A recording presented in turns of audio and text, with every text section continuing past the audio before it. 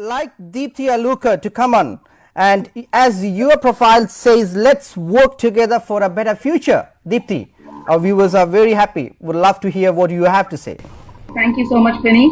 Well, I do have this logo and this tagline which says "Let's work together for a better future," and that's because the city of Melton, where I reside with my young family, has been one of the third largest growing communities and growing municipalities in Victoria.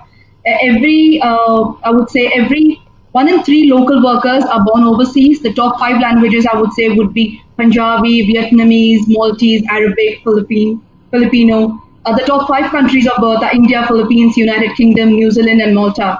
So there have been a lot of growth. It's a growth corridor. It's growing and buzzing with young families. I've been working locally for many years now in the capacity of president for a not-for-profit organization, as well as running another couple of not-for-profit organizations, and supporting the local residents in every aspect and trying to bring everyone together.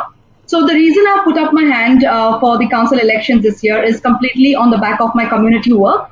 And like I mentioned earlier, the corridor is growing, it's more multicultural, and I think there is a need for the diverse representation, as well as there is a need for a fresh voice. Council is doing well, and but there could be mention on the paper. I will bring the transparency and I will bring that openness, and every dollar that's being spent is going to, I'll be accountable for and make sure that the ratepayers are aware of what and where the money is being spent. So I believe local government is the closest tier of government with, the community, and I'm a community person, absolutely. So it suits my and it aligns with my thinking. It aligns with my way of work.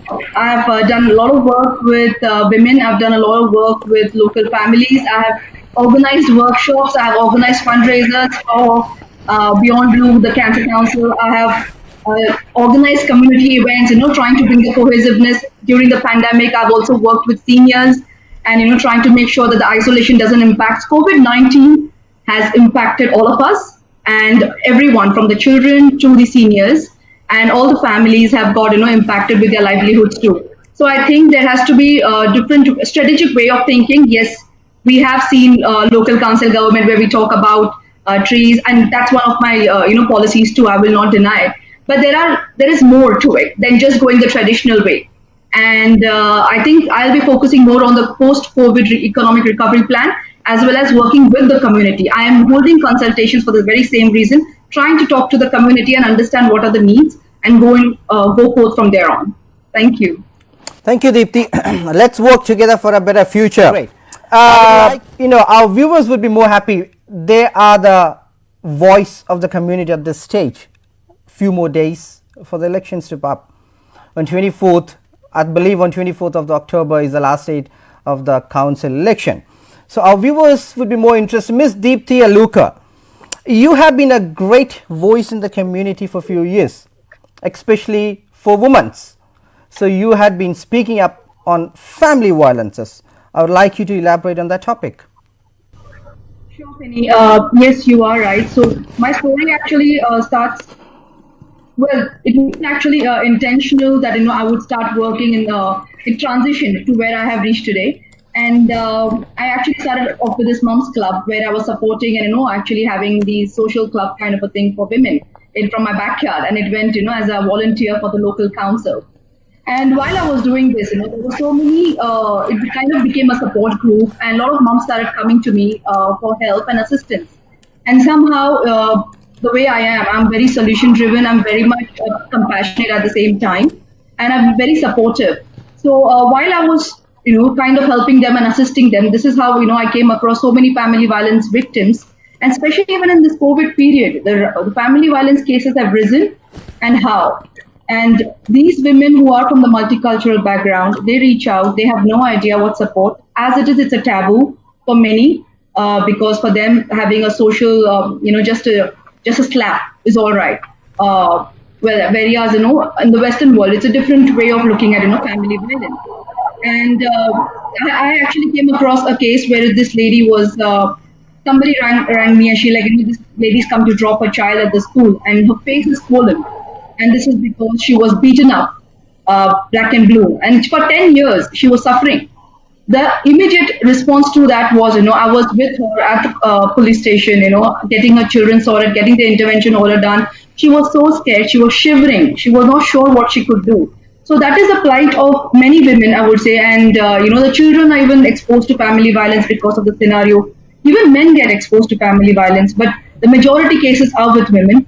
So I am kind of involved with local groups, which is called Zonta Club of Melton. That is another group which does a lot of work with family violence victims. I am also involved with uh, Women Making It Happen. I was in fact awarded by them for my community work and service.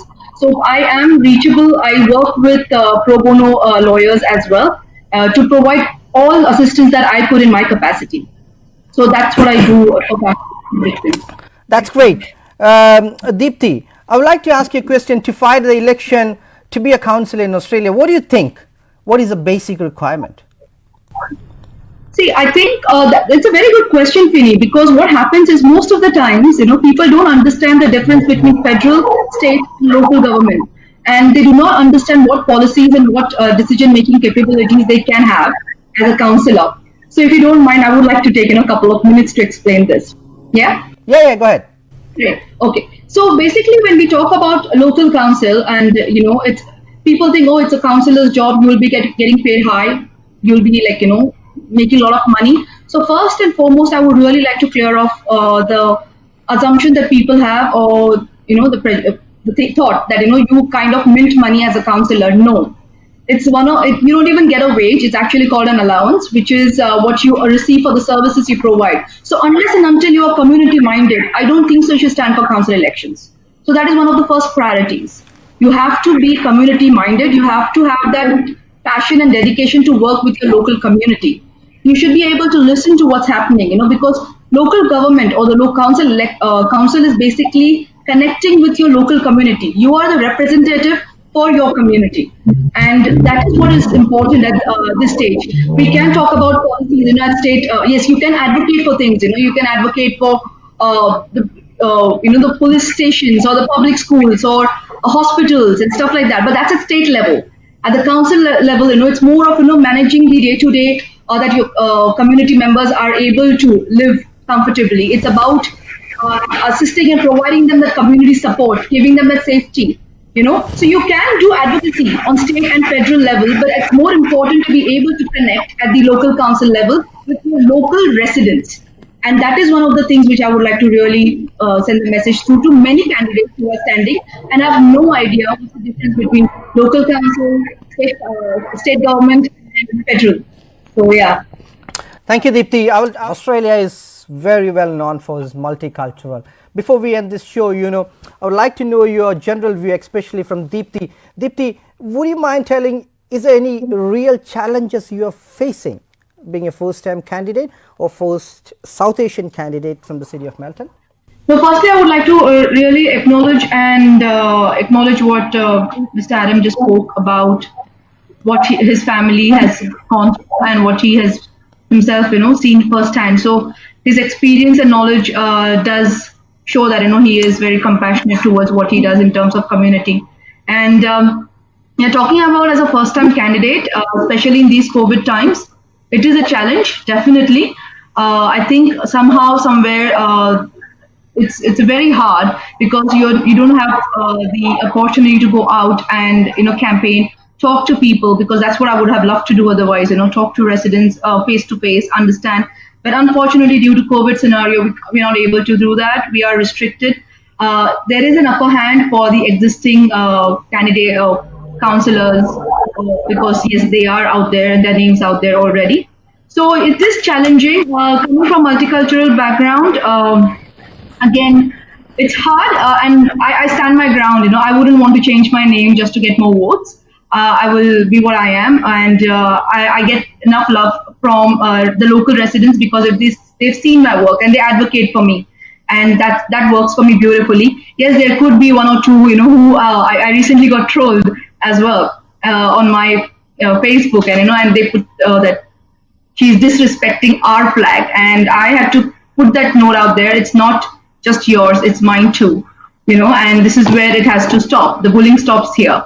and I will not tolerate it, and I will not let anyone else tolerate that either. So it's important to be able to stand firm and get that voice out, and refuse to be bent down. So I acknowledge and appreciate people who come out and speak about what they are going through. So talking about the question, yes, it's a challenging time, but I'm still very positive in terms of the love and appreciation that I'm getting from my local community members. And like I said, I've decided to run only on the back of my community work of past many years.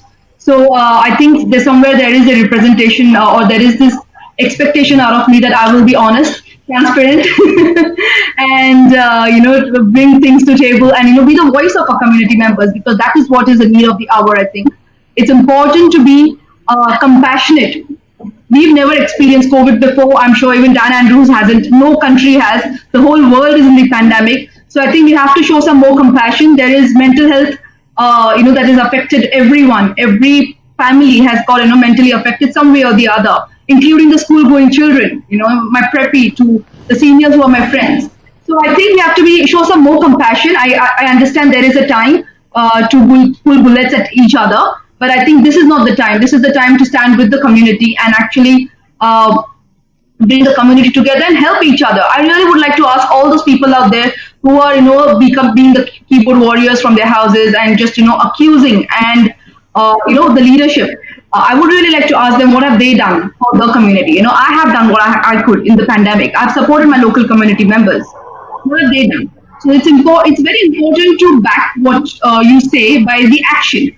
It's not just, you can just, it's no point just sitting and just, talking and accusing people, or putting down others, or insulting or trolling. What's important is this pandemic has never been experienced by any of us. Any of us, doesn't matter, labor, liberal, doesn't matter which political party. No one has experienced it. The whole world is suffering. All right, but I think it's what's more important is by standing and supporting each other, being kind and compassionate, and not take bullying. Thank you. Thank you, Deepti. Our time's being running out. It's been a very, very genuine expression from all our panelists.